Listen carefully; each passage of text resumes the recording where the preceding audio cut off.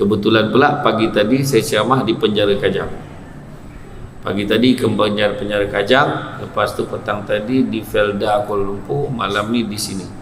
Itulah kau joy kali. Ceramah ya. Rumah pun bising lah kan. Tapi macam mana kan, sini pun booking tahun lepas.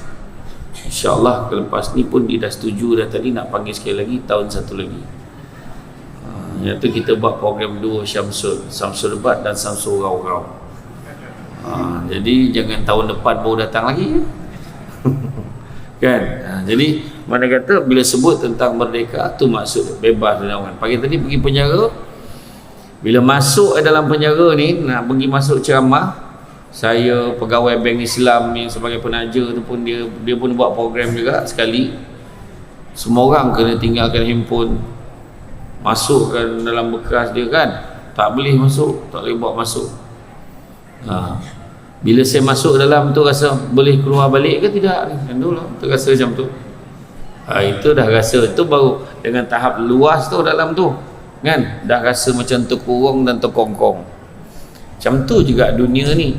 Rupanya Nabi pernah sebut dunia ini penjara bagi orang mukmin.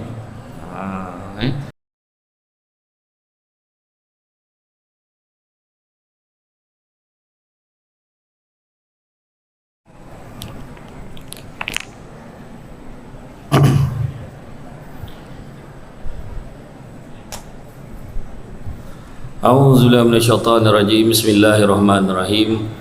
Assalamualaikum warahmatullahi wabarakatuh.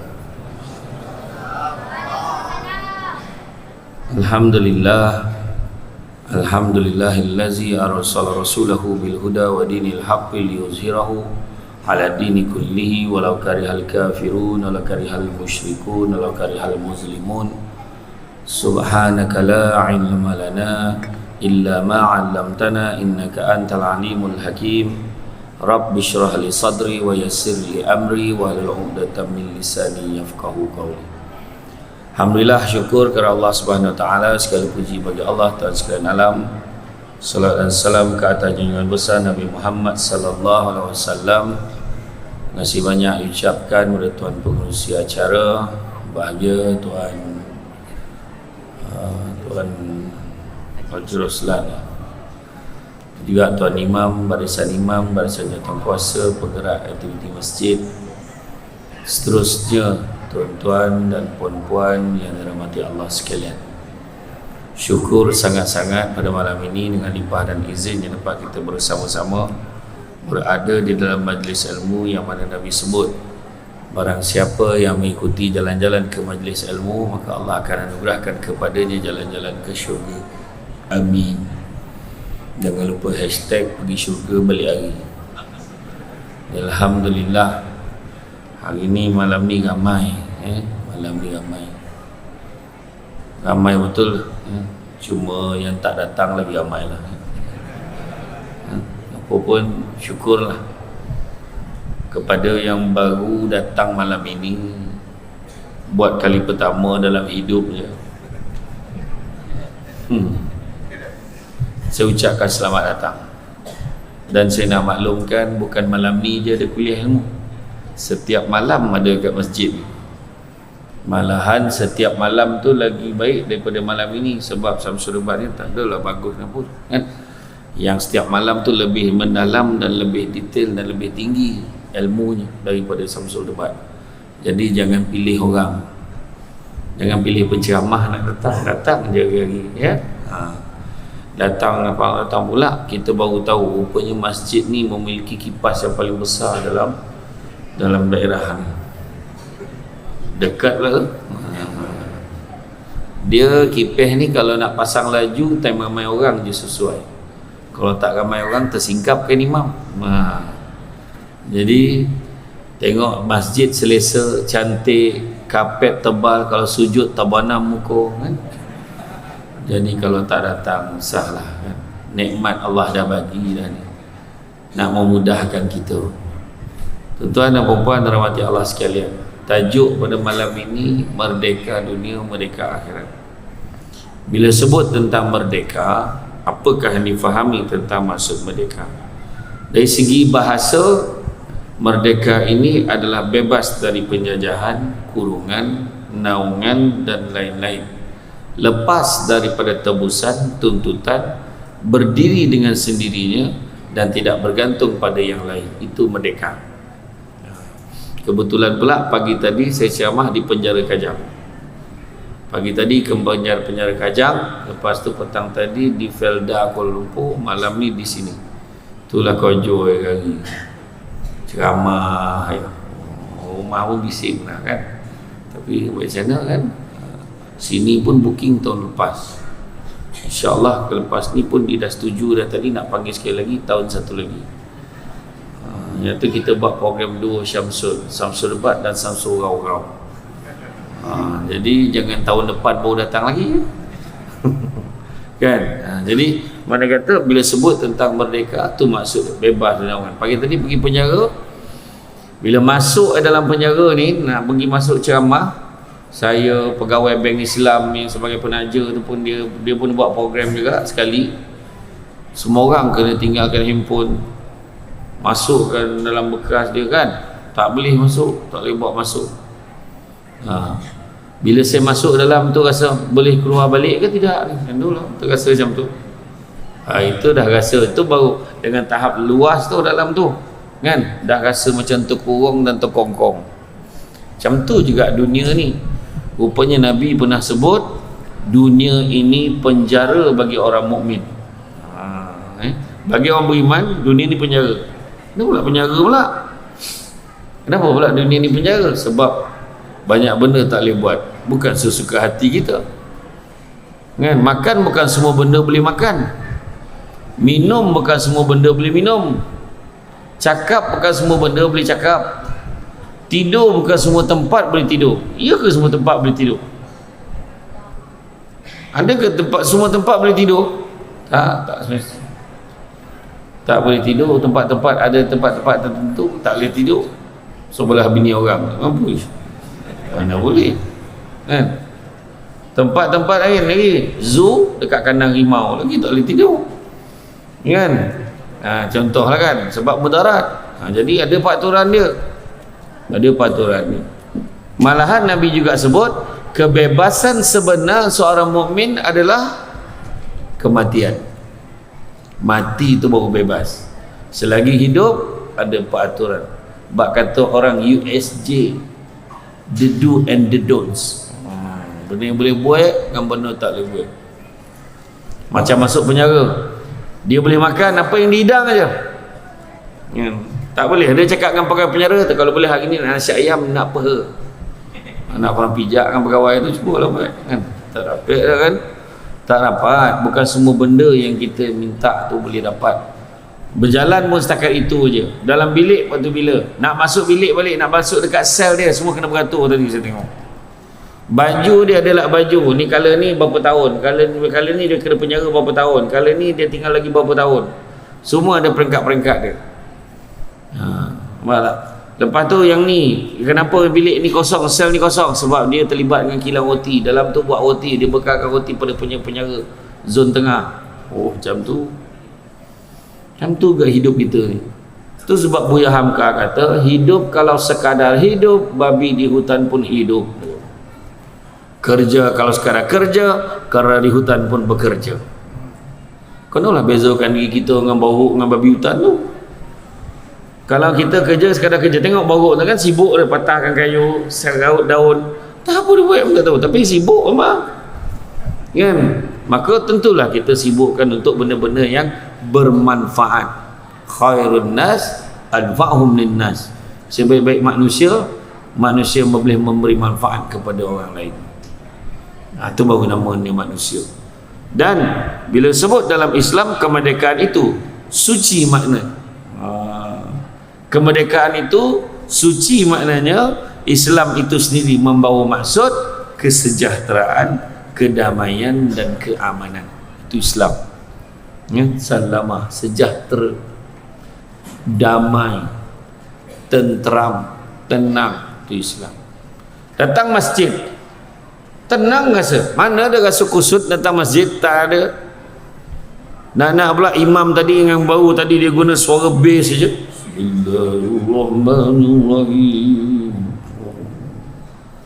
Ramailah yang damai hati ni tadi, sampaikan terlupa nak rukuk lah, sebab terlalu damai ni tadi.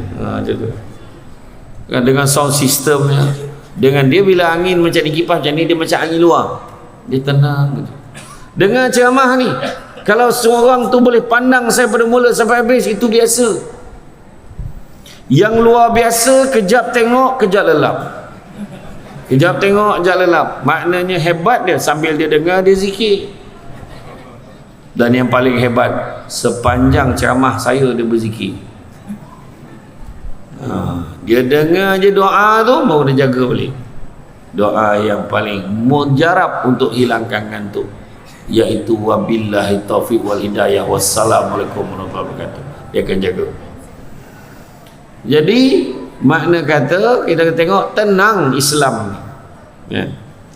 Malahan dalam satu hadis kursi, kalau dalam kitab Muka Syafatul Qulub daripada Imam Al-Ghazali, Nabi sebut yang Allah bagi tahu, aku tidak memberikan dua keamanan dan juga dua ketakutan, sebaliknya aku memberi satu keamanan dan satu ketakutan. Siapa yang aman dariku di dunia akan ku takutkan dia di akhirat, dan barang siapa yang takut dariku di dunia akan ku amankan dia di akhirat.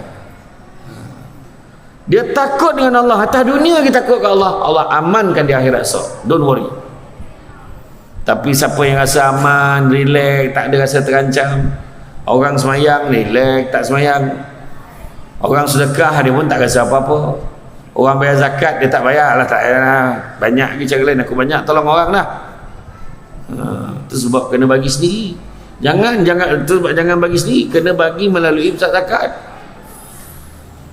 Kita main bagi sendiri, kita rasa orang tu susah, kita bagi, buatnya orang tu menipu. Kalau tak betul caranya, daripada patut bayar zakat dia jadi sedekah, kita berhutang dengan Allah ya. Sebab semua ada peraturan dalam hidup kita. Sebab kata tadi kan, dalam Islam ni kesejahteraan, kedamaian dan keamanan, dan hakikatnya semua makna ni menurus kepada kemerdekaan yang kita fahami kini. Sebagai seorang Islam, nikmat kebebasan dalam kemerdekaan seharusnya disyukuri. Nak hidup dalam dunia ni, nikmat Allah bagi kat kita, kita lahir-lahir. Yang kita perlu syukuri, ada orang lahir-lahir je, kita tengok apa kita kena syukur. Peringkat pertama, kita kena syukur dalam banyak-banyak makhluk Allah, Allah tak pilih kita jadi makhluk mati. Allah pilih kita jadi makhluk hidup. Makhluk mati contohnya yang ceramah ni, makhluk mati. Botolnya makhluk mati, mikrofonnya mati, kita tekan on baru dia on, kita tutup dia mati. Syukur Allah jadikan kita makhluk hidup. Dalam banyak-banyak makhluk hidup, ada 3 jenis makhluk hidup. Yang pertama, tumbuh-tumbuhan. Syukurlah Allah tak jadikan kita robong, lahir-lahir jadi robong. Habislah kenduri lah ni, asal kenduri je robong. Tuan rumah ni 9 pantang lah, memang banyak boleh robong ni. Habislah, habis. Lahir-lahir jadi cupaku, atau lahir-lahir jadi durian, musangking lah tu. Habislah kan, macam mana kan. Syukur.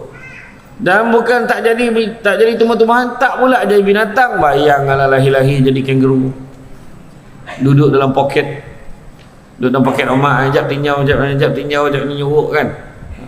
Jadi kura-kura, seluruh pula tu. Jadi arnab, jadi apa? Tak, Allah tak jadi kita makhluk binatang, tak. Allah pilih kita. Syukur Allah tak jadikan kita tumbuh-tumbuhan, syukur Allah tak jadikan kita hewan, syukur juga Allah jadikan kita manusia. Dahlah jadi manusia, Allah bagi kita jadi orang Islam. Dahlah lahir dalam keluarga Islam kan, dalam keluarga Islam. Umat Nabi Muhammad pula tu. Kenapa pula? Sebab umat Nabi Muhammad ni special, istimewa. Kita tahu ketika di penghujung hayat Nabi, jaminan diberi kepada Jibril, kau jangan risau wahai Muhammad, Ya? Diharamkan bagi orang lain masuk ke dalam syurga, melainkan setelah umatmu masuk ke dalamnya, barulah umat lain boleh masuk ke dalam syurga. Bayangkan special tak special, special pass. Dahlah umat Nabi Muhammad duduk kat Malaysia tu. Syukur tuan-tuan. Kenapa kita kena gembira di Malaysia? Ada banyak sebab Malaysia ni negara yang aman, damai, tenteram. Tengok ni, pelbagai bangsa pun ada, daripada luar negara import pun ada. Ya, betul tak? Tuhan bagi kita. Tadi berapa ramai yang datang naik motor tak pakai helmet, punyalah damainya macam tu. Syukur ya. Tak pakai helmet, pakai koin plekat pun belum tentu pakai sepeda. Bayang tu, punya tenang lah kan. Syukur Tuhan bagi nikmat macam tu. Malah tu saya kata tadi, banyak nikmat yang kita kena syukuri, dan bila kita syukur kita akan rasa tenang. Kebebasan ni bukan hanya untuk memberikan kita satu keupayaan, kebebasan untuk menentukan corak hidup, tapi lebih penting membebaskan diri daripada kemusyrikan kepada Allah Subhanahu Wa Taala dan sifat-sifat jahiliah. Sifat jahiliah yang dulu hari ini dah ada balik. Contoh, ingat tak peristiwa hijrah Nabi? Ketika Nabi hijrah, Nabi persaudarakan puak Muhajirin dan Ansar. Nabi juga damaikan Aus dan Khazraj. Aus dan Khazraj bergaduh, berperang bertahun-tahun, puluh tahun, punya teruk bergaduh sampai tu lupa sebab apa dia gaduh. Kita gelak-gelak. Nabi tanya, kenapa kau gaduh? Tak tahu Rasulullah, dah lama dah. Nak gaduh-gaduh je lah. Rupanya zaman kita ni dah berlaku balik. Macam mana nak berlaku lah? Ialah dia saudara tapi tak baik. Kenapa mak kita tak baik dengan dia? Bukan dia saudara dengan kita ke? Entahlah, ni masa tu engkau dulu tak apa hal ni. Jangan kau banyak tanya, kau diikut je lah. Dah berlaku. Dulu masyarakat jahiliah tanam anak hidup-hidup kan? Tanam anak hidup-hidup. Hari ni apa kurangnya? Dulu bukanlah kata okey, tapi dulu tanam anak perempuan, sekarang tak kira anak lelaki perempuan ditanam, semua dibakar. Dia buat apa lagi, macam-macam dibuang je sekarang. Mana lagi teruk daripada jahiliah kan? Dulu kalau perempuan mati, perempuan jahiliah ni, dia naikkan satu bendera warna apa dekat pintu masuk rumah tu, jadi lelaki boleh bebas masuk dalam rumah tu bersama dengan perempuan sampai dia mengandung. Lelaki ni masuk keluar, lelaki ni nak masuk, macam RNR. Sampai mengandung, dia pun senaraikan siapa 10 lelaki yang tidur ni jumpa dengan pendeta dia pun tengok muka budak tu. Ni bapak dia, suka-suka dia. Hari ni lebih dahsyat lagi pada tu. Berlaku di satu hospital di Malaysia, seorang ibu dan seorang anak melahirkan anak pada hari yang sama, hasil perbuatan lelaki yang sama. Hari ni lagi teruk. Seorang ayah mengejarkan anak perempuannya sampai anak perempuan OKU. Berlaku di belah sana, Borneo sana, ada satu kes. 2 anak perempuan OKU dikejar oleh bapa daripada kecil sampai besar. Berapa kali budak tu mengandung dan gugurkan. Bayangkan tu, lagi teruk. So ni nak cerita merdeka ni, cerita merdeka sangat. Tu bab kata tadi, banyak insiden-insiden yang berlaku. Tu belum cerita lagi kan, kaum Nabi Lut dulu isu apa? Tak tentu arah, laki dengan laki, perempuan dengan perempuan. Dah poning tak kita, lahir-lahir dah elok-elok senapang, sibuk nak jadi perempuan. Dah senapang tu senapang je lah. Tuan-tuan, Beribu-ribu orang Malaysia pergi ke Thailand nak operate, dan bukan semuanya terselamat. Ramai juga yang mati, cuma statistik tu tak dapat nak dikemukakan sebab dia tak balik-balik. Mati ke sana, dibuang senapang tu tak berhenti pula darah. Heran betul. Tak pening kepala kita. Dekat airport elok dia pakai jubah, tiba-tiba depan Kaabah pakai telekung. Tu bukan orang Malaysia tu, orang Australia ke orang Thailand, macam tu lah lebih kurang. Itulah yang kita tengok hari ni. Sifat-sifat jahiliah tu ada balik. Dan oleh itu seorang Muslim yang merdeka ada seorang yang bebas daripada keruntuhan akhlak dan kemurkaan Allah. Itulah kebebasan yang kita nak cerita. Makan sirih berpinang tidak, pinang ada di kota Melaka. Makan sirih mengenyang tidak, tagah dek budi dengan bahasa. Kan, akhlak orang sini belum start ceramah dah tuang air. Saya nak tuang sendiri, sogan takut bukan air saya, tapi dah tuang, kita baliklah. Bismillahirrahmanirrahim. Bukan itu sahaja, dia siapkan air badak ni. Kau jangan main-main masjid USJ, air Starbucks buat mana? Frappuccino. Steady masjid ni. Kan? Tu saya kata kan, hebat orang sini. Terima kasih banyak. Nanti boleh buat balik ke? Boleh mana? Kan?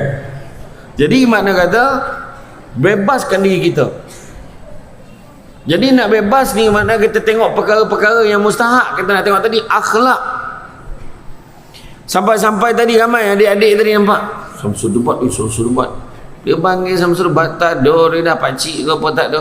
Samsul Debat tu budak tu. Kecil besar aku tengok budak tu. Kan? Kan? Tapi tak apalah. Dia nama milik semua. Kan? Saya dulu pun tak ramai nama Samsul Debat tu. Dah ramai panggil lantaklah. Tak payah tolong. Mak saya Bilal mandi jenazah di Seremban. Mak saya dengan mak long saya. Dia tak cakap apa-apa, orang lain lah heboh. Ni lah mak Samsul Debat. Dah heboh. Tak apik gambar dengan anak, apik gambar dengan mak, jadilah. Mak saya pun jadi mangsa tau. Saya dulu berceramah, saya mula berceramah waktu saya masih bekerja. Saya jadi pengarah undang-undang, saya tak nak orang tahu jawatan saya. Jadi saya pakai jawatan NGO dulu, saya pengarah undang-undang, legal advisor. So I'm a qualified lawyer, you know. So bila saya berceramah, saya pakai jawatan NGO. Saudara Syamsul Amri bin Haji Ismail, Presiden Pertubuhan Alumni Debat Malaysia, ADAM. Itulah jawatan saya sampai hari ini, NGO. Dan bila saya berceramah dekat satu surau di puncak Setiawangsa di Kuala Lumpur, penganjur dah terlupa nama saya. Samsul apa tak nama budak tu, tapi jawatannya debat-debat macam tu lah. Dia pun tulis kat whiteboard tu, penceramah malam ini Syamsul Debat. Itulah mula dia. Dan salah seorang yang mendengar ceramah malam tu adalah CEO TV Al-Hijrah pada ketika itu. Dia mati-mati menyangkakan nama saya Syamsul Al-Debati. Melekat terus nama tu sampailah ke hari ini. Nah, itulah sejarah dia. Itu sebabnya kalau orang tanya saya, letak je Saudara Syamsul Debat, SSD. Sebab kalau letak Ustaz Syamsul Debat, mahal, takut tak boleh bayar. USD. Kan? Jadi akhlak ni cerita mustahak. Sebab itulah Imam Malik kata, biar ilmu sikit tapi jangan tak ada adab. Akhlak ni yang menyebabkan kita ni jadi macam apa teruk sangat budak hari ni. Macam tu kita kata. Tengok aja dekat dataran Merdeka tu, dia katakan, bila konsert-konsert yang biasa orang dulu kalau zikir tahlil lah macam tu ya. Kan? Contoh tak apa ni gambar apa nama? Apa nama tu, apa nama, pink apa, pink lah apa, Blackpink. Kau budak tahu kodok belakang lah. Blackpink. Budaya dia tu, budak tu leka dengan benda tu. Dulu mana ada macam tu. Dulu orang nak berhibur paling hebat pun fun fair kan, paling hebat lah. Notice konsert tu dia loket ke pokok kotah dia kan dulu. Sekarang jangan meme, dah ada pusat karaoke, pusat HQ lagi pusat karaoke. Sedangkan kita mengikut tanpa faham. Di Jepun pusat karaoke diwujudkan untuk orang yang ada masalah, sebab kebanyakan orang di Jepun tak ada agama. Kalau dia orang stres, dia akan pergi pusat karaoke. Yang pergi pusat karaoke orang yang stres saja kat Jepun. Karaoke nak bagi dia okey. Karaoke. Jadi kalau dia ada masalah, dia masuk dekat pusat karaoke tu, nak beritahu ni, itu orang Jepun ni, dan dia akan pilih lagu yang dia tak tahu. Dibantailah menjerit, tak kena pun, memang tak sedap. Tiba-tiba Malaysia boleh buat pertandingan karaoke. Kau bayangkanlah, juara kebangsaan tu pada tanggapan orang Jepun, dia lah yang paling stres sekali. Juara kebangsaan. Itu cerita dia. Mengikut tanpa faham. Itu cerita dia. Itu sebabnya kita dalam hidup kita ni kadang akhlak atau mainkan peranan. Tu sebabnya Imam Malik kata, nak berjaya hidup ada 4 perkara. Pertama, kenderaan yang tangkas. Kedua, rumah yang lapang. Ketiga, pakaian yang cantik. Dan keempat, pelita yang menerangi. Bahaya. Apa maksud kenderaan yang tangkas ni? Adakah kereta besar? Adakah kereta jeep ke? Adakah kereta Mercedes-Benz ke? Kereta apa kenderaan yang tangkas ni? Itulah dia. Imam Malik ni, dia ada sikit-sikit lah orang Negeri Sembilan ikut dia, iaitu kata perbilangan Negeri Sembilan ni, kata adat banyak kiasan ditunjuk dia, tetapi bukan bergulung pendek panjang dirantangkan, memang takkan faham kalau tak direnungkan. Dia tak cakap darat, dia berkias. Maksud kenderaan yang tangkas adalah akal fikiran yang cerdas. Guna akal. Akal ni akan pandu kita. Dia cerdik, dia sayang motosikal dia, maka disebab sayang dengan motosikalnya, dia bawa motosikal tu masuk semayang sebelah dia dalam masjidnya. Makna akal dalam masalah tu. Dia mungkin dia bagus tapi tak cerdik, nampak tak? Tak ada parkinglah motosikal kat tempat motosikal. Itulah maksud dia. Akal ni akan pandu kita ke mana. Kedua, bila sebut rumah yang lapang, bukannya rumah bungalow bahasa baku, bukan rumah banglo. Maksud rumah yang lapang adalah kesabaran yang tinggi. Dapat masalah, bang, anak kita jatuh bang. Sabar. Dia jatuh kat mana? Kan jalan depan tu kata aksiden bang, ada 5 biji kereta. Ya ke, sabar, doa yang baik-baik je. Kejap abang siap, kejap kita pergi. Sabar. Walhal hati pun kan kabut ni, tapi kena tenang lah. Kau mengumpul-ngelumpul, bukan budak tu tak jadi aksiden, dah jadi aksiden. Sabar, kesabaran yang tinggi. Ketiga, bila sebut pakaian yang cantik, akhlak yang baik. Bagus dia kan, akhlaknya baik, tak senang hati dia selagi Samsul Debat tak sampai. Berbaris dekat pintu masjid, mana Samsul Debat, mana Samsul Debat. Saya pukul 6 tadi dah sampai. Saya dah tanya dah, kat mana aku nak nyuruk ni? Kat Petronas tak boleh, ramai orang kenal, orang masjid semua isi minyak situ. Pergi kat bubble apa nama tu, sampai Dobby tu tak boleh ya. Semua orang masjid yang bayang apa ni, orang masjid yang malas nak basuh sendiri. Mana nak pergi ni? Saya pun pergilah ke kedai Tom Yam Patani tu, duduk ke situ, depan masjid. Alhamdulillah tak ada siapa yang perasan. Kalau perasan tadi selesai AJK masjid pun sama minum dengan saya tadi. Biasa macam tu. Tapi tadi alhamdulillah bagus. Maknanya orang masjid ni dia tak sibuk perhatikan orang. Dia memang berzuhud. Betul. Ya, maknanya akhlak yang baik. Dan yang keempat, pelita yang menerangi ilmu pengetahuan yang tinggi. Kena ada ilmu. Cantik taluk pantainya landai, tambik perahu tepi kuala. Biarlah buruk kain yang dipakai, asalkan penuh ilmu di dada.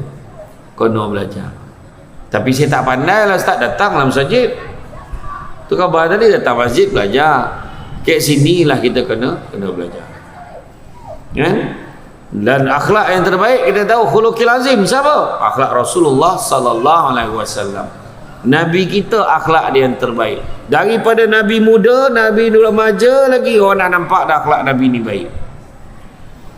Pernah ketika Nabi berusia belasan tahun, Nabi nampak seorang makcik ni. Nampak seorang makcik ni tengah angkat barang dekat pasar. Nabi kata, boleh saya tolong makcik? Baiknya anak ni. Anak daripada mana? Saya daripada Mekah. Macam daripada Mekah. Jaga-jaga. Kenapa? Ada seorang budak tu nama dia Muhammad. Jahat budak tu, jangan kau baik dengan dia. Senyapnya Nabi.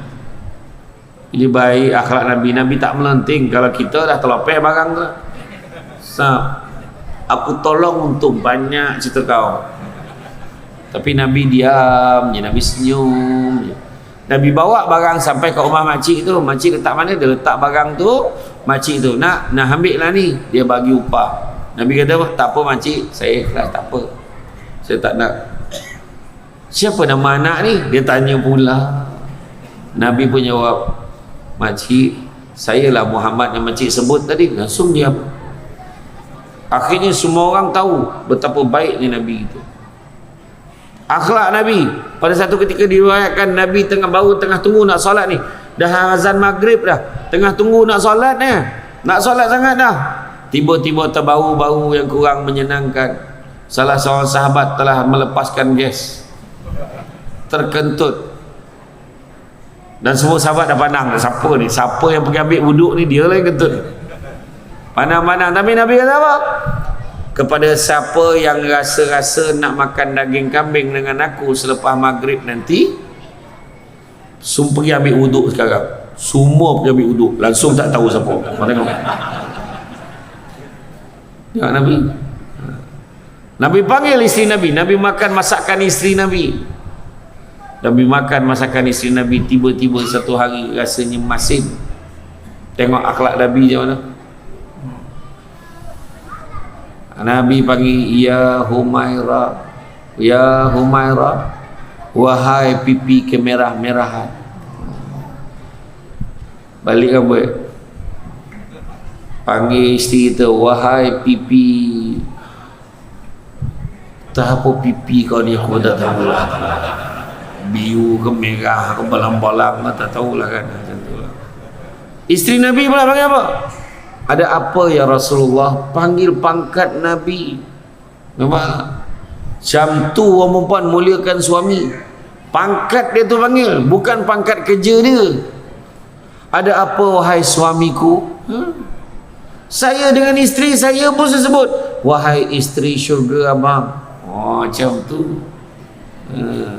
Apa barang? Yang. Panggil jugalah kan, panggil jugalah kan. Panggil tu mesti dengan kemesraan. Pangkat tu panggil. Kalau kita panggil tu kita maksudkan ayah, sayang, baby. Macam-macam lah budak sekarang. Iya. Panggil suami, ada apa wahai suamiku? Oh macam tu lah. Janganlah panggil pangkat kerja. Ada apa wahai operator pengeluaran, kau hajar kau kan? Ada apa wahai imam satu? Ada lah kan, imam rawatib lah ada pula kan. Bukan, maksudnya ada apa wahai pangkat kau. Nabi, akhlak Nabi. Nabi kata, ingat tak masa dulu-dulu, masa mula-mula kita kahwin, kenapa Rasulullah? Kan kita makan bersuap. Ingat ya Rasulullah? Mari sini, kau suapkan aku dulu. Tengok akhlak Nabi. Nabi dah tahu masakan tu masin. Dia boleh suruh isterinya suapkan dia lagi. Bila suap aja, Nabi kunyah macam biasa, senyum. Nabi tak buat muka masin, tak ada. Dah Nabi kunyah macam biasa, Nabi pula bagi aku pula suapkan kamu. Bila dia suap ya, langsung Aisyah capai pinggan buat kerapu. Ya Allah, masinnya. Dia faham. Kita dah ada belum kemerdekaan tu? Belum. Kau sini kau. Dia dah tahu masin, dia sound. Kau sini. Kau tahu tak darah tinggi aku berapa ini? Wah, kau baca darah tinggi ya? Oh, belum mereka lagi gitu. Nampak akhlak dia dengan isteri, akhlak dengan suami macam mana? Betul. Orang perempuan boleh tak makan dulu sebelum suami makan? Boleh ke tak boleh? Kalau boleh hanggut, tak boleh ngeleng, boleh ke tak? Ada yang ngeleng. Buat khusus minggu je lah. Kalau laki khusus minggu lah. Ya Allah, lapar abang.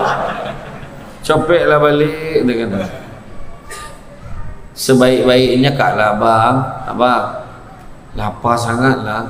Saya makan dulu ya. Macam tu lah. Oh betul. Lelaki ni pun dia bukan perempuan yang nak dimanja, lelaki pun nak dimanja. Iya. Makin tua, makin tahu kau nak manja tu. Iya. Tuan-tuan jangan tengok orang perempuan, jangan ingat dah tua bangkul mengada lah. Jangan. Bila usik nak mati betul. Jangan. Jangan. Dia pun perlukan belayan tu juga. Kan? Akhlak Nabi tak marah pun. Tengok Nabi bagi hadiah pada isteri-isteri Nabi bagi cincin. Nabi pesan kat dia, jangan kau bagi tahu pada yang lain yang aku bagi kamu cincin. Oh, Nabi kata, Nabi ajar isteri Nabi ni jaga rahsia. Dengan entah macam mana, tiba-tiba satu hari salah seorang isterinya tanya, ya Rasulullah, antara kami semua siapa yang paling kau sayang? Tak apalah kau cakap je, kami terima. Nabi senyap, cakaplah Rasulullah, siapa yang paling kau sayang? Yang paling kau sayang? Nabi pun jawab, orang yang aku bagi dia cincin tu, dialah yang paling aku sayang. Tersipu-sipu lah semua orang. Sebab ingat dia, wahal semua dapat. Tengok cara Nabi, nampak? Hati-hati, kan? Dan begitu juga kebebasan ini, kan? Kita kena merdekakan diri kita. Kerutuan akhlak hari ini terlalu banyak, termasuklah dalam bab perkahwinan. Ada orang tanya saya, baru ni saya ceramah tajuk cabaran rumah tangga hari ini. Cabarannya bermula sebelum kahwin lagi dah masalah. Ada 3 cabaran. Pertama, tak mampu. Tak mampu ni ada 2. Satu, tak mampu keuangan. Yang kedua, tak mampu diri. Tak mampu diri ni bukan hanya kemampuan syahwat dan batin itu, tak, termasuk juga kegagalan mengawal panas baran dan emosi. Tak layak lelaki itu kahwin. Dia memang suka, dia boxing ya, daripada sekolah, menyepak kerja, masuk tomoy dengan bini-bini dia di tomoy nanti. Contoh, maka dia perlu pastikan dia boleh kawal ke mana. Kata haram jadinya sebab dia tu tak layak, tak mampu. Kedua, tak mampu dari segi keuangan. Hari ini tak mampu keuangan tapi dimampukan dengan pinjaman pribadi.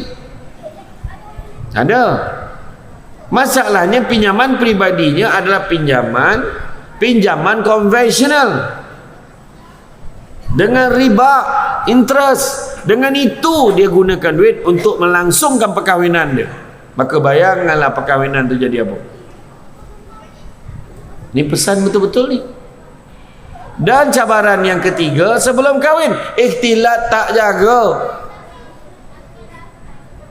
Bakal-bakal ni dah buat dah benda-benda yang selepas bakal. Faham tak? Faham kan? Dah mula dah pergi tempat-tempat berdua-duaan yang mak apa sama.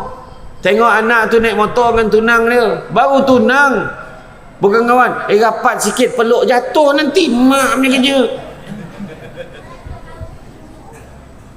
Ikhtilat sebelum kahwin lagi tak jaga, macam mana? Lepas kahwin masalah komunikasi, lepas kahwin masalah dengan mertua, lepas kahwin masalah layanan, lepas kahwin masalah pengurusan keuangan, lepas kahwin masalah hubungan dengan ipar dua yang tak baik, lepas kahwin masalah, banyak masalah. Dan yang paling besar sekali, yang paling asas rumah tangga, tiang asas agama tak jaga, solat tak jaga. Tu cakap tadi, makna kata nak sebutkan tentang rumah tangga hari ni, cabaran dia besar. Walau bagaimanapun, melihatkan keadaan ini, adakah kita mempunyai kemerdekaan itu? Adakah kemerdekaan ini menggambarkan kebebasan yang dimaksudkan dalam agama Islam? Hakikatnya banyak perkara yang berlaku menunjukkan betapa kemerdekaan masyarakat kita ini, khususnya orang Islam, sudah mula kabur keadaannya. Banyak masalah-masalah. Maka tu sebab kata tadi, balik semula kepada, dan Nabi dah sebut, seandainya ketiadaan aku nanti, dan seandainya kalian berpegang kepada dua perkara ini, kamu tidak akan tersesat selama-lamanya. Itulah Al-Quran dan Sunnahku. Kan? Balik kepada Quran. Tanya balik, bila last ngaji? Alhamdulillah, waktu semasa saya darjah 2, saya dah khatam dah. Lepas tu tak ada dah. Itulah sekali berjunjung, kan? Tapi budak-budak dulu mengaji Quran tak sama. Orang dulu mengaji lain, kan? Orang dulu mak ayah bising, kau pergi mengaji, kau nak jadi kafir, duduk rumah ni, jangan mengaji. Marah. Pergi ngaji, pergi rumah bawa mukadam, lip date a, lip bawa i, lip depan u a i u, lip de date an, lip de bawa in, lip de depan un an in un dulu. Aina ta'alam datela mimya mati bawa minun datena. Aina ta'alam datela. Patut bunyi alamina. Dia pula alamina. Dah kena marah dengan ustaz. Baca betul-betul. Tengok banyak minit. Aina ta'alam. Dia nangis dia dapat dah. Dulu. Sekarang budak sekarang mana boleh tegur. Cikgu dia tegur, nangis. Besok tu bapak datang bawa lawyer. Gila bapak. Budak sekarang mengaji lain. Abata saja pada zaro sekarang. Kaedahnya beza. Tapi kena ngaji-ngajilah. Ada satu pasangan ni, dia kata dia buta Al-Quran. Apa dia buat? Dia hantar anaknya yang berumur 6-7 tahun pergi ke pusat tahfiz. Setiap hujung minggu anaknya balik, anak dia ajar mak ayah dia mengaji. Ikut perkembangan anak tu belajar. Menangis-nangis mak dia mengaji dengan anak-anak tu, nangis. Tapi dia nak belajar. Ada berlaku satu tu pencen, pesara ketua pengarah di Putrajaya. Tak nak sebut kementerian mana. Dia balik, dia jumpa imam. Imam, boleh tak ajar saya solat? Saya tak tahu solat. Dia tak tahu solat. Adalah yang cakap, dah tua budak belajar solat.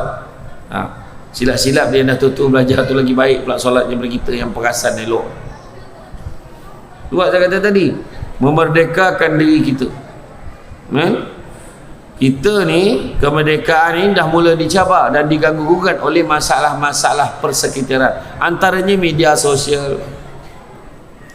Media sosial hari ni tuan-tuan, tak kisahlah kerajaan ke pembangkang ke pemerintah ni, media sosial main peranan. Semua cerita keluar. Samsul Debat belum sampai lagi dah mula viral. Samsul Debat akan datang ke USJ. Confirm ke? Ada tanda soal tu, konten. Dia punya lagu iringan ni tak apa kono lah tu. Lagu belakang, siko bagi dua tu. Apa hal pula lagu tu pula dipilih tu kan? Contohlah kan. Sekarang zaman viral, maklumat di hujung jari. Tu sebab kena hati-hati. Kita ada 6 zaman.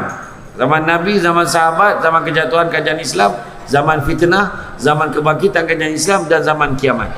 Sekarang ni zaman fitnah. Baca macam fitnah keluar.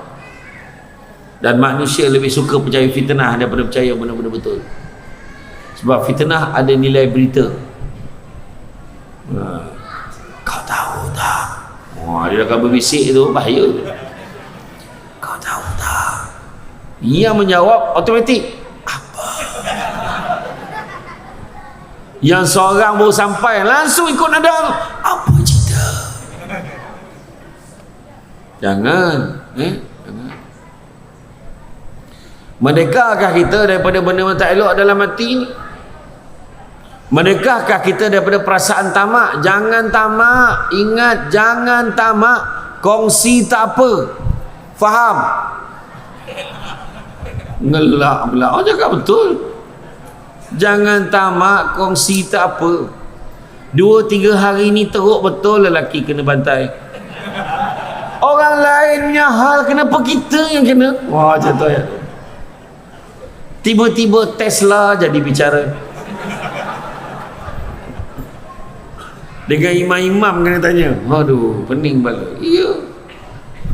Benda baik, kalau kau rasa elok, tak usah share-share dalam media sosial. Kan dah kena balon. Kering, lunyai balon dia. Kesian. Aduh. Langsung orang lelaki dah elok kita tak ada tanya, kita boleh tanya, abang nak sangat ke? Dan kita pula ada babit ni. Sabar. Tu cakap tadi tu kan, buang perasaan tamak. Kedua, buang perasaan dalam hati kita sombong. Sombong ni ada 3 darjat. Ujub, riak, takbur. Tu semua bawah topik sombong. Ujub dalam hati. Contoh di azan, Allahu Akbar, Allahu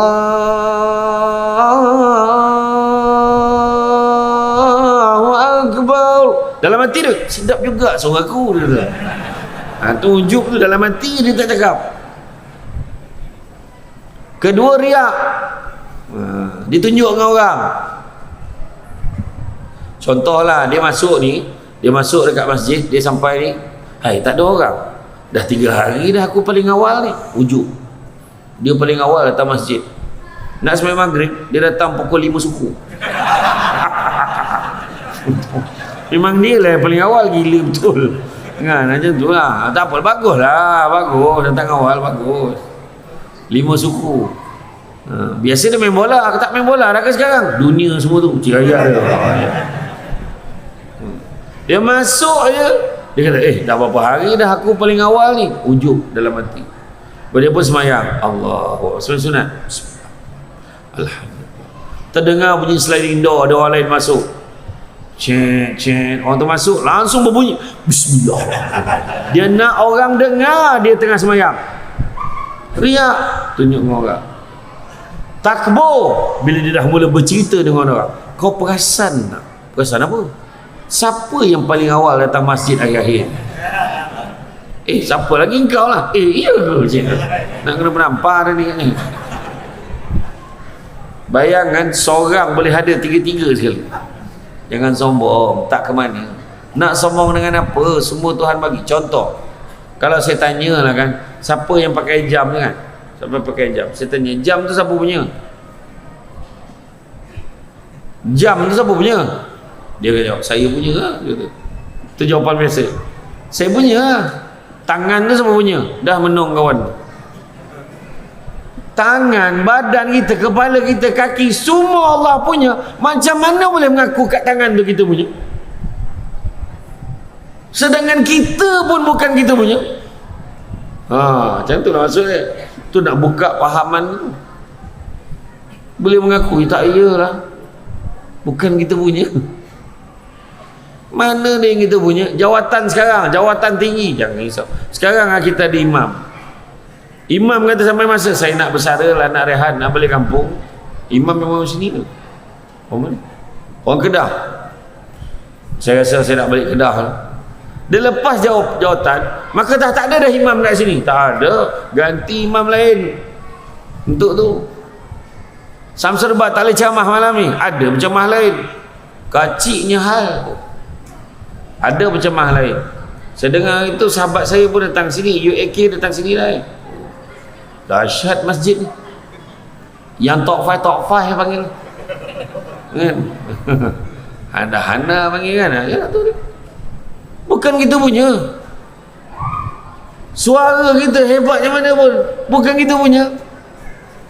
Penyanyi tu yang punya dahsyatnya dulu nyanyi, tiba-tiba masuk ke Gabah Ganza minta nyawa nyanyi lagu sendiri. Lagu sendiri pun tak sampai nafas, cakap apa? Dulu dia berlakon jadi hero, sekarang jadi watak orang gaji. Jadi tukang kebun, jadi driver. Yang perempuan dulu menghiasi majalah-majalah. Dulu majalah, sekarang majalah pun dah tak ada. Sekarang berlakon jadi bibik, saya cakap Indon ni. Nak tunjukkan masa tu berlalu. Dan apa kita ada ni bukan kita punya. Kalau betul kita punya, tu sebabnya Iskandar Zulkarnain dia kata, kalau aku mati nanti pastikan buat 3 perkara. Apa dia? Pertama, waktu usung jenazah aku pastikan tabib-tabib yang hebat-hebat usung jenazah aku. Yang kedua, waktu usung jenazah aku pastikan tangan aku terkulai biar semua orang nampak. Dan ketiga, waktu usung jenazah aku pastikan kau taburkan segala harta kekayaan aku sepanjang perjalanan pergi ke kubur. Kenapa buat macam tu? Kau akan tengok tabib yang hebat-hebat usung jenazah aku, nak menunjukkan hebat macam mana pun tabib. Tak tahu hari ni bahasanya doktor lah. Hebat mana pun doktor tu, tabib tu, dia takkan dapat menghalang kematian daripada berlaku. Kau tabur harta sepanjang perjalanan pergi ke kubur, kau tengok orang berebut nak ambil harta tu tanpa kau mampu lah halang, tanpa kau mampu buat apa-apa, sebab harta tu tadi tak buat masuk dalam kubur. Dan waktu usung jenazah kau tadi, kau biar tangan terkulai tadi, biar orang nampak macam mana kamu lahir dulu tangan kosong, mati pun tangan kosong. Tangan dah terkulai layu di Tasik Madu Fauzah Latif. Apa istilah budak sekarang? Masa dah time, dah sampai masa. Tadi kenapa nak sombong-sombong? Tak usahlah sombong. Sombong ni sifat siapa? Oh, tahu Tang setan tu cepat jawab. Betul, betul tu sifat syaitan, sebab dia sombong dengan Allah dan sombong dengan Nabi Adam. Dia tak nak sujud dengan Nabi Adam. Sebenarnya sujud bukan sebab pasal Nabi Adam, siapa? Sebab perintah Allah. Tu sebab malaikat Jibril pada satu hari tu dia turun jumpa Nabi, dia sedih, menangis. Kenapa engkau? Aku tengok kau risau tak keruan ni. Nabi tanya, aku sebelum turun tadi, aku sempat melihat Allah memerintahkan penjaga neraka agar menyalakan nyala api neraka selama 1000 tahun. Daripada warnanya merah sampai dia menjadi putih, dinyalakan lagi 1000 tahun daripada putih sampai menjadi hitam. Percayalah wahai Muhammad, kalau terbuka sedikit saja pintu neraka itu walaupun sebesar lubang jarum, hancur dunia ni. Macam itulah gambarannya neraka. Jadi itu cakap tadi, usung jenazah ni tadi, tangan kosong tak boleh buat apa-apa. Kita mati pun macam tu. Nak sombong dengan apa? Nak sombong dengan kedudukan. Sombong rumah besar, rumah USJ dulu. Saya ingat dulu, saya masa duduk belajar kat ATM Shalam, ini tempat biasa saya ni, USJ ni.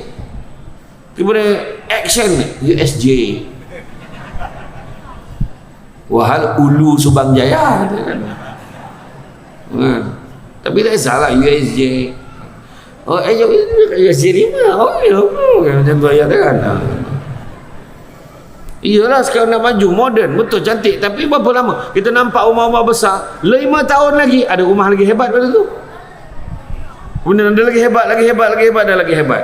Dulu punya belagak kita pakai telefon tu, ingat tak telefon? Ingat tak telefon? Telefon tu dulu Mana ada kita pakai power bank? Tak ada. Baterinya tahan, seminggu tahan. Yang tak campur orang tu 2 minggu tahan. Dia tak telefon orang, orang tak telefon dia, 2 minggu tahan. Yang cepat habis bateri tu yang main snake tu. Dulu orang ingat tu paling canggih lah, 3310. Orang cakap canggih lah dulu. Tiba-tiba hari ni siapa sangka ada telefon I kan? Ada telefon I dan saya tak nak sebut lah sebab dia tak taja ceramah kita malam ni. Tu saya tak sebut. Kalau dia nak kita sebut, taja lah kan? Kesian orang masjid, bantu orang masjid. Dah lah Masjid Syafi'i ni dia tak pandai panggil ceramah yang biasa-biasa kan? Tu cakap tadi, jangan kita sombong. Ketiga, jangan dengki. Dengki bahasa Melayu, bahasa Arabnya hasad, punya teruk di Malaysia ni dua-dua pakai. Hasad, dengki. Ada je tak puas hati dengan orang. Dengar-dengar dia beli kereta baru, tak mana dia curi duit tu. Dengar-dengar dia dapat pergi haji tadi, tak mana kabel pakai tu. La ilaha illallah, ada. Buang. Ya? Kalau kita tengok kemerdekaan disambut macam mana, itu juga melambangkan kita belum merdeka. Habis percampuran lelaki perempuan kadang-kadang. Kan? Sambutan-sambutan dengan muacun, membazir, macam-macam lah. Itu sebabnya hijrah juga adalah merupakan satu bentuk kita nak berubah supaya kita menjadi merdeka dengan sebenar-benarnya. Berubah pada buruk pada baik, baik pada lebih baik, lebih baik pada lebih baik. Itu merdeka yang kita nak. Merdeka kita rasa-rasa lah yang paling hakiki kebahagiaan yang kita nak kat mana katnya? Dekat mana katnya? Syurga. Syurga. Itu sebabnya kalau nak masuk syurga ni kena amal ibadah banyak-banyak. Yang pertama, salawat ke atas Nabi jangan tinggal. Salawat ke atas Nabi. Nabi sebut apa? Inna awlan nasi bi yaumal qiyamah aksarhum alayya salatan. Selawatlah banyak pada aku ni. Nabi kata apa? Orang yang paling baik di sisiku di hari kiamat kelak adalah orang yang banyak berselawat kepada aku. Bayangkanlah, digambarkan dalam kitab Muka Syafatul Qulub oleh Imam Al-Ghazali, ceritanya mahabbah cinta kepada Allah dan Rasul. Digambarkan malaikat tu kepalanya sampai bawah arasy Allah, kakinya sampai ke dasar bumi yang ketujuh, sayap yang sebelah tu tutup bahagian barat bumi, sayap yang sebelah lagi tutup bahagian timur bumi. Itu saiz malaikat. Besar ke tak besar? Bulu-bulu pada sayapnya tu menyamai jumlah makhluk yang ada dalam dunia, punya banyak.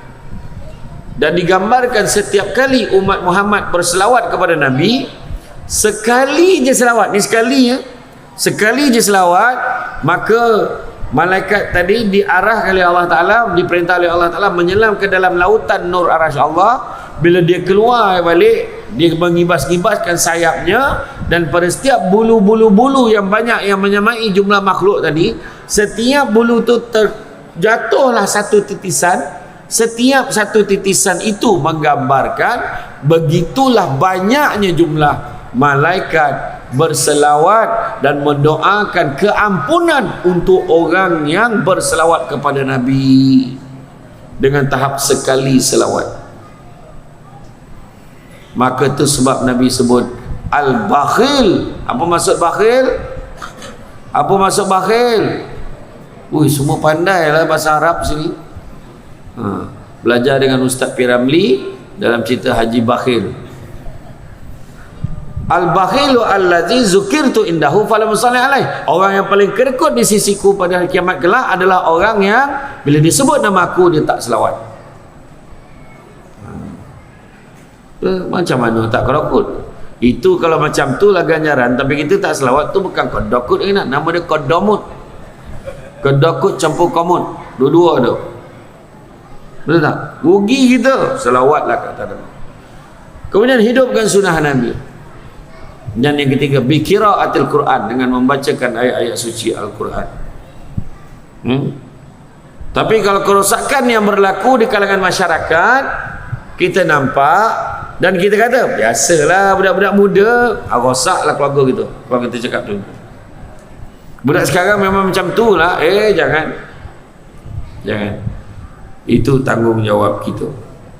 Pagi cahaya terang mentari lebih terang dari pelita. Pandai-pandai membawa diri, barulah merdeka itu bermakna. Kacang merah rasoi manis, podeh pula totolan lado. Kalau nak merdeka merasa manis, mengingat Allah, mengharap pahala. Dari mana kain batik?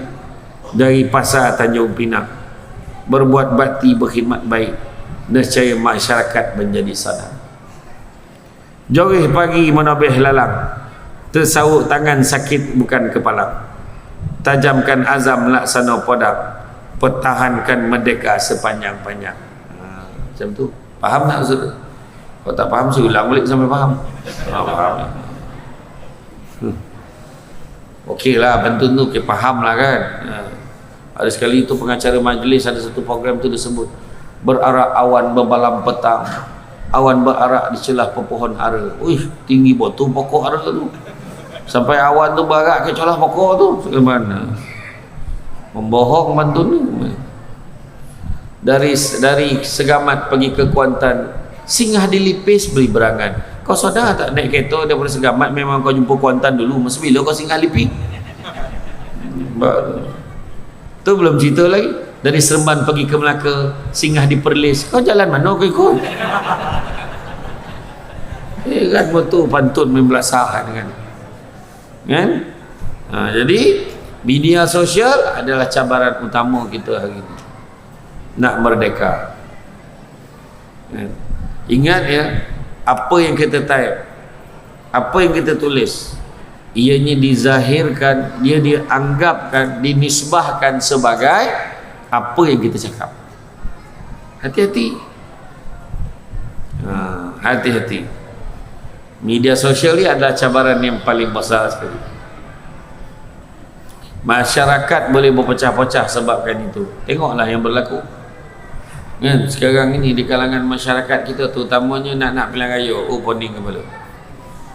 Malaysia sekarang ni diiktiraf sebagai negara yang paling rajin buat pilihan raya. Tuan, ini hakikat tuan-tuan. Saya tak sebut parti mana-mana kan, tapi negara kita ni paling rajin juga. Dan penggal lepas kan pelik juga. Malaysia pertama kali ni satu penggal dapat 3 Perdana Menteri. Tu saya kata tadi, zaman ni sebab apa? Zaman media sosial. Orang mengatur persepsi masyarakat walaupun terpaksa menipu kadang-kadang. Tu sebab hati-hati. Tuan-tuan dan puan-puan dan mati Allah sekalian, kalau kita nak kejarkan kemerdekaan dunia dan kemerdekaan akhirat, tuan-tuan kena pilih satu. Pilih satu, insya-Allah. Kalaulah boleh satu menyebabkan kita dapat sikit, tapi kalau beli yang satu lagi boleh dapat dua-dua sekali, siap dengan free gift, dah tentu kita dah akan ambil yang boleh satu dapat dua, kemudian siap dapat free gift. Itulah yang Allah janjikan kepada manusia dalam surah Asy-Syura ayat yang ke-20. Sikit ni, sabar-sabar, sikit ni. Dalam surah Asy-Syura ayat 20 Allah beritahu apa? Barang siapa yang mengejar keberuntungan barang siapa mengejarkan keberuntungan akhirat, nescaya kami akan tambahkan keberuntungannya itu. Maknanya dunia pun dapat. Namun barang siapa yang mengejar keberuntungan dunia, nescaya kami akan berikan sebahagian saja daripada keuntungan dunia itu, dan takkan ada satu bahagian pun untuknya di akhirat kelak. Dan di mana nak? Kau kejar akhirat dapat dua-dua, atau kejar dunia dapat sikit, akhirat langsung tak dapat apa. Pilih satu tuan-tuan, kejarlah akhirat. Liman kana yarjullaha wal yawmal akhir wa zakarullaha katsira. Siapa nakkan rahmat Allah dan nakkan hari akhirat, maka ingatlah Allah banyak-banyak. Jadi tuan-tuan dan puan-puan sekalian, hari ini dalam nak merdeka juga, ingat hadis yang awal-awal tadi saya beritahu, Nabi beritahu dalam hadis kursi kan, dah disebut, aku tidak menggunakan dua keamanan dan dua ketakutan, Sebaliknya aku memberikan satu keamanan dan satu ketakutan. Barang siapa yang aman dariku di dunia, akan ku takutkan dia di akhirat. Namun barang siapa yang takut dariku di dunia, akan ku amankan dia di akhirat. Jadi tuan-tuan dan puan-puan sekalian, saya faham signal yang diberikan tu sangat jelas. Cara dia tanung kan, macam tak puas hati tu saya faham kan? Yang seorang tu pula bila saya pandang kan, time tu lah dia buat-buat kotak-kotak lutut yang macam ponik mana lah tu kan. Saya faham tu. Jadi insyaAllah ambilkan saya buah delima, masak sebiji di balik parut. Dalam media sosial bukan semua boleh percaya, silap percaya merosak bangsa. Anak dara berkain cukin, dari daik berkain suasa, tak kira kayu miskin, media sosial baiklah budi bahasa. Anak ikan dimakan ikan, manakan sama ikan tenggiri, mati ikan kerana umpan, mati kita kerana tak fikirkan diri. Apa diharap pada jerami, habis padi jerami dibuang. Apa diharap media sosial ini, akhirnya fikiran kita juga dipandang orang. Jadi jagalah tuan-tuan, ya, jaga diri baik-baik. Media sosial ini kita kena kontrol dia, bukan kita biarkan dia yang menguasai kita, ya. Hati-hati orang perempuan, jangan leka dekat tangan ni nah, laki kat sebelah baik tak peduli, jangan, ya, jangan. Ada masa kena hati-hati. Benda ni saya sebut ni ada sebab berlaku dalam masalah rumah tangga hari ni. Sebenarnya media sosial tak habis-habis. Penting sangat share ni pada public. Ada masalah, jadi penyakit, hati-hati, ya. Jadi tuan-tuan dan puan-puan sekalian, rasa cukup sekadar itu. Bak kata orang, sepandai-pandai tupai melompat, akhirnya jatuh ke tanah jua. Walaupun pokok yang sudah tamat, mudah-mudahan meresap ke dalam jiwa. Tenang-tenang di laut sampan kelok muli ke tanjung, hati terkenang mulut menyebut, jasa baik pihak masjid menjemput, rasa nak